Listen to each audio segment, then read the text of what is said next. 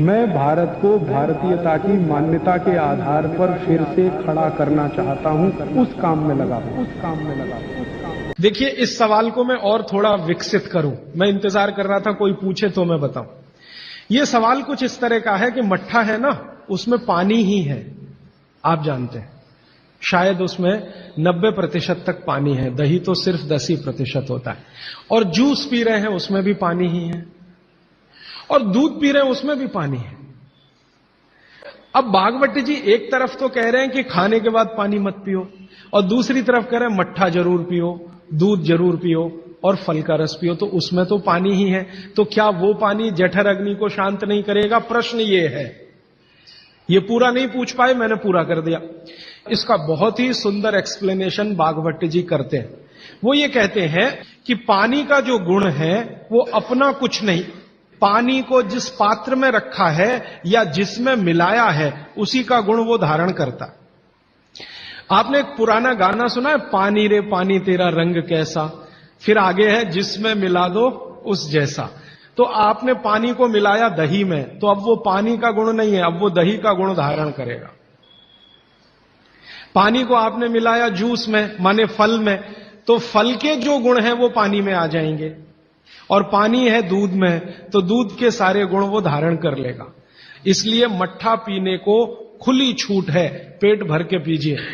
दूध पीने को खुली छूट है, पेट भर के पीजिए। जूस पीने को भी खुली छूट है, सादा पानी मत पीजिए। खाली पानी अग्नि को शांत करता है।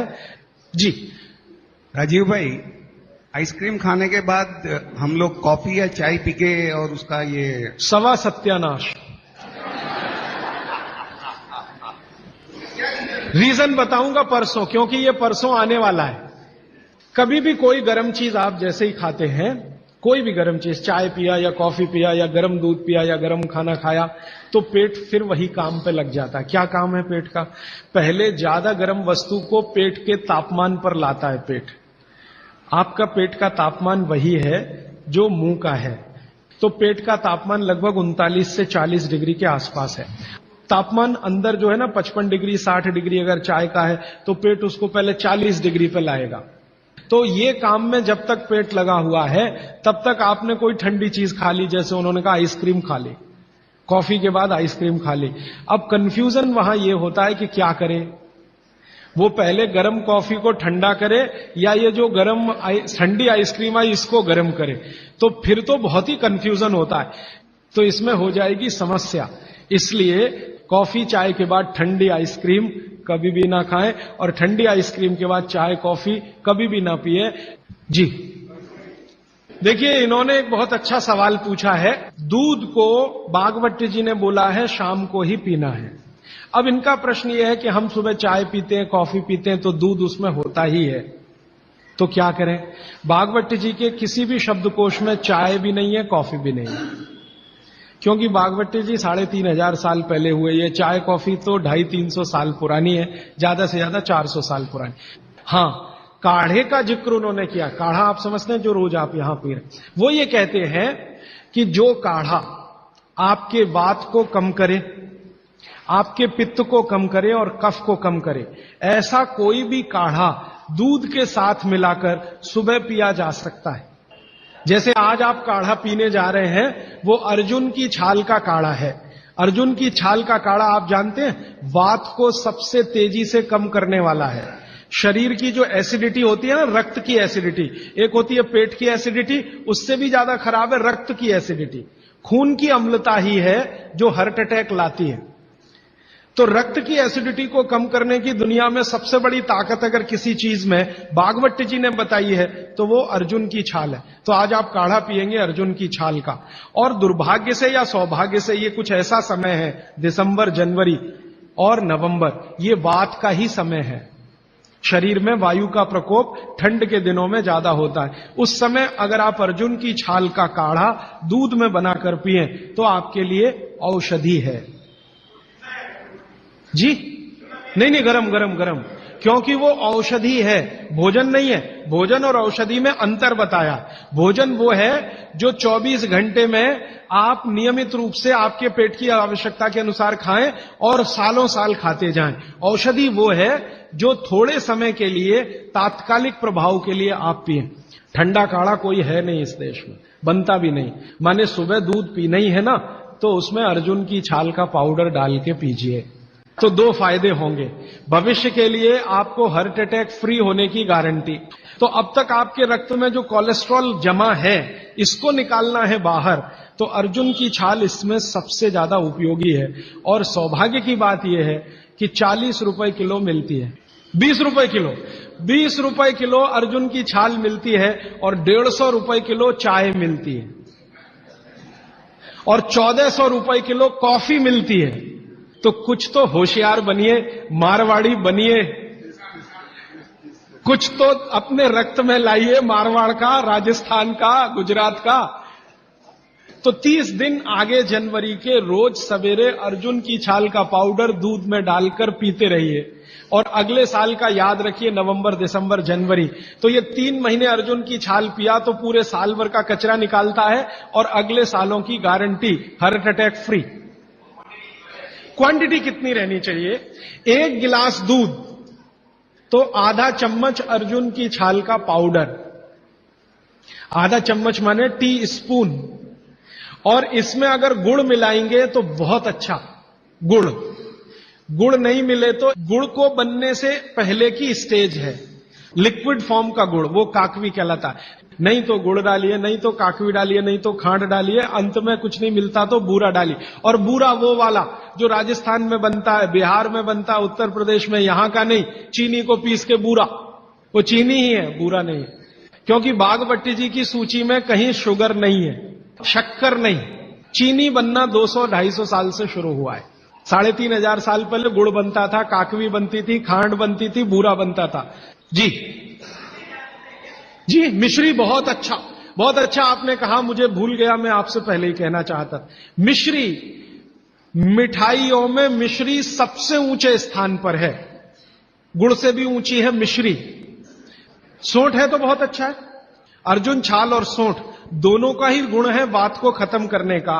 तो वात के रोगी तो जरूर पिए इसको। और वात के रोग क्या क्या है आप जानते हैं? ये घुटने का दर्द, कमर का दर्द, कंधे का दर्द, हार्ट अटैक, डायबिटीज, ये सब वात के रोग हैं। कहा जाता है कि दाल और दही साथ में नहीं लेना चाहिए। बहुत जन कहते हैं तो हम दाल चावल खा लेते हैं और उसके बाद अगर खाने के बाद छाछ पी लेंगे तो क्या वो सही रहेगा?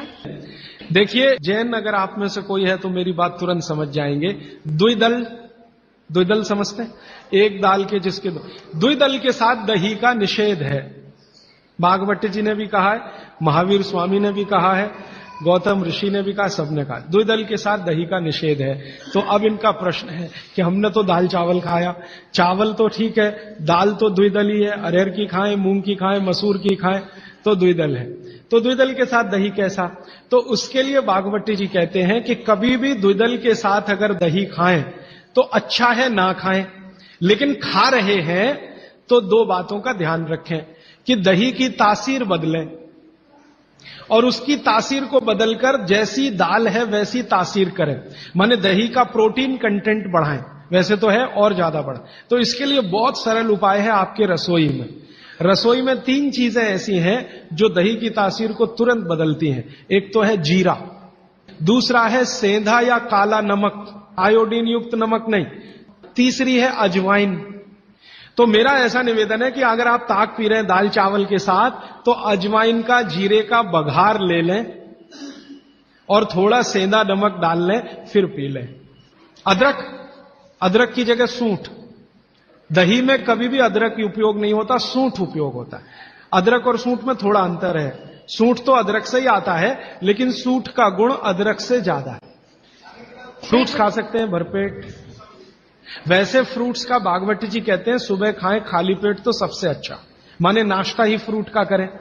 जूस भी पीना है तो फ्रूट का पिए। तो सुबह का समय फ्रूट्स के लिए सबसे अच्छा है। लेकिन बाकी समय में भी आप फ्रूट्स कभी भी खा सकते हैं जो प्रकृति के द्वारा पकाया गया, माने कैल्शियम कार्बाइड मिला के नहीं पकाया गया।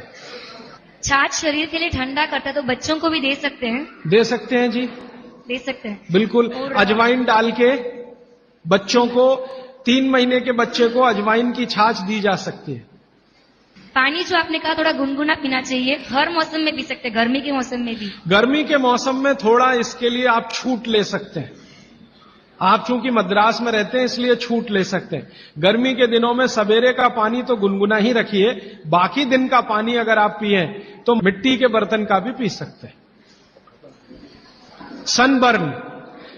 सनबर्न के लिए लार बहुत अच्छी है।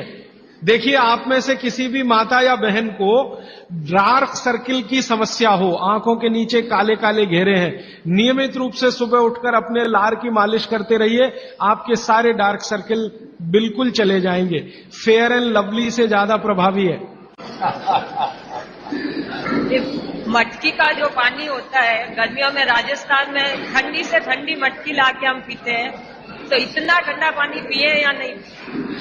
जो मिट्टी के घड़े का पानी है वो रूम तापमान से थोड़ा ही कम है। जैसे रूम टेम्परेचर 25 डिग्री होगा तो मिट्टी के घड़े का पानी 23 डिग्री तक होगा, तो ज्यादा ठंडा नहीं है। ये जो फ्रिज का पानी है ये 4 डिग्री का होगा, 3 डिग्री का होगा, ये बहुत ठंडा है। दोस्तों, सबसे पहले तो चैनल सब्सक्राइब करें, फिर लाइक, कमेंट और शेयर करें, और हाँ, हमारा एंड्रॉयड ऐप डाउनलोड करना ना भूलें।